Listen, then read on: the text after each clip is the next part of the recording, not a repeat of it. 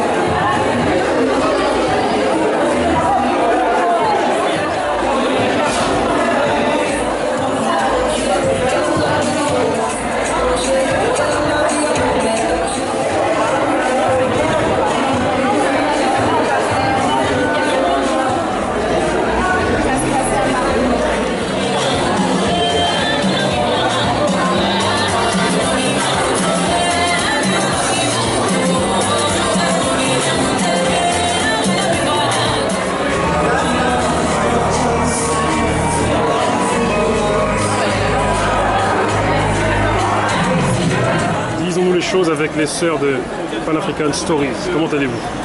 Ouais, super bien, très bien. La pression est redescendue, exactement. Ça y est, maintenant on a pris. Votre ressenti de l'événement que vous venez d'organiser en fait, une fois que tout est redescendu. Je pense qu'on a vraiment du mal à réaliser que ça y est, l'événement est passé. Et, je pense que ce qui nous a vraiment marqué ce soir, c'est l'adhésion. En fait. On est vraiment contente, on voit que les gens partagent notre vision, qu'ils s'imprègnent du projet et qu'ils ont vraiment compris pourquoi on a fait Pan-African Stories. Enfin, ils ont vraiment compris le pourquoi en fait, du projet, ils s'identifient. Et l'objectif vraiment de Pan-African Stories, c'est que ce soit une plateforme commune pour construire nos rêves communs. Et en fait, l'événement de ce soir, c'était vraiment la matérialisation, en tout cas à Paris, de notre objectif Pan-African Stories. Et du coup, quelle est votre vision pour ceux qui ne la connaissent pas? La vision de Pan-African Stories, elle est très simple, c'est simplement d'être également représenté sur le continent africain et partout dans le monde. L'idée, c'est aussi de pouvoir récupérer des initiatives, des expériences à la fois de la jeunesse africaine et afro-descendante. Et cela va commencer déjà d'ici la fin de l'année, puisqu'on va commencer notre vernissage itinérant sur le continent. Quand on a créé Pan-African Stories, c'était vraiment pour donner de la grandeur à nos histoires. On s'est rendu compte en fait que nos histoires, même si elles sont particulières, mais justement notre histoire ont besoin d'avoir de la grandeur pour pouvoir les valoriser et les transmettre. Et du coup, Pan-African Stories, c'est vraiment la matérialisation de cette idée-là. Et le vernissage, en fait, c'est l'idée de transformer nos récits en œuvres, tout le format du vernissage. Vous allez à l'encontre ce que beaucoup d'historiens disent, c'est-à-dire que c'est le vainqueur qui a écrit l'histoire. Vous allez à l'encontre de tout ça. Tout à fait, tout à fait. Les choses changent, évoluent. Et maintenant, oui, on doit donner la parole aux principaux acteurs, que ce soit eux, qui soient les maîtres de leurs histoires et qui décident de la raconter de la manière dont ils le souhaitent. Quel regard, pour finir, quel regard vous portez un peu sur... on voit qu'il y a une émulation dans la communauté et dans le monde associatif, et ne serait-ce qu'au Festival de Cannes, on a vu des symboles, on a vu des profils qu'il n'y avait pas l'habitude d'y avoir. Quel regard vous avez un peu sur toute cette émulation-là? Je pense qu'on a vraiment, tout à l'heure tu parlais de vainqueur, je pense qu'en fait le vainqueur, la perception du vainqueur, en fait le vainqueur, il est vainqueur selon la perception qu'on a. Et en fait pour nous, le vainqueur, ça a toujours été nous en fait. Et justement Pan African Stories nous permet justement de rappeler aux gens et de leur faire comprendre que nous sommes les vainqueurs si on décide de l'être. En fait si nous on décide de raconter nos histoires, alors qu'on sera les vainqueurs. Et si nous on décide de raconter nos histoires, on pourra les transmettre. Et tout à l'heure, on parlait beaucoup de transmission, parce que l'importance en fait, de Pan African Stories aussi, c'est de continuer en fait, la transmission. Une transmission qui est déjà saccadée par le contexte, et justement qui, si on ne prend pas les choses en main, en fait, sera menacée. Un mot à rajouter, mademoiselle? Un mot à rajouter, Andrea.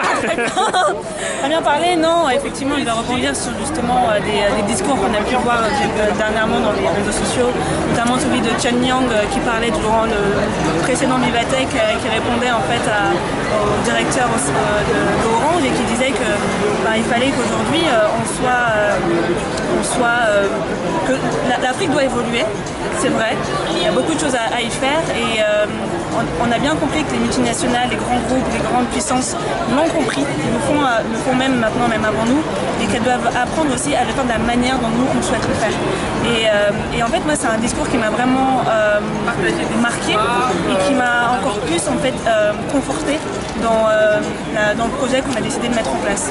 En mettant en place Pan African Stories, l'idée c'est vraiment que chacun devient maître du développement du continent. Et la diaspora a une place très importante dans ce contexte-là. C'est ça. Quel message pour finir pour de vrai? Quel message pour de vrai? C'est réel, là, c'est fini. Quel message vous avez à transmettre à ceux qui hésitent à entreprendre, à s'activer, les hésitants et les hésitantes? Quel message vous avez à leur transmettre? Je pense qu'aujourd'hui, et d'ailleurs c'est quelque chose qui nous a beaucoup rappelé à l'ordre, c'est qu'on a les moyens de tester. Donc quand on a une idée, il faut le faire. Même si on a un rêve et qu'on voit les choses en grand, en fait on peut toujours commencer par tester quelque chose.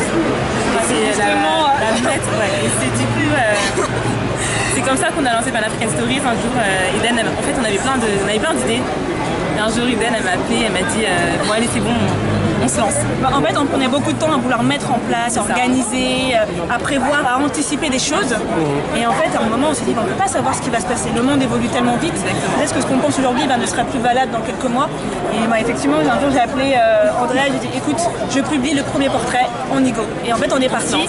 On a appris aussi beaucoup de nos erreurs. Si vous regardez, normalement, il y a une évolution au niveau des interviews Pan African Stories. Aujourd'hui, on a un format qui est un peu plus qualitatif qu'au début. On a également structuré la manière dont on interview nos storytellers. Et l'idée, c'est de continuer, d'être vraiment dans une démarche test and learn. Et on apprend, en fait, en faisant. C'est ça. Merci à vous et restez belle, s'il vous plaît. Merci.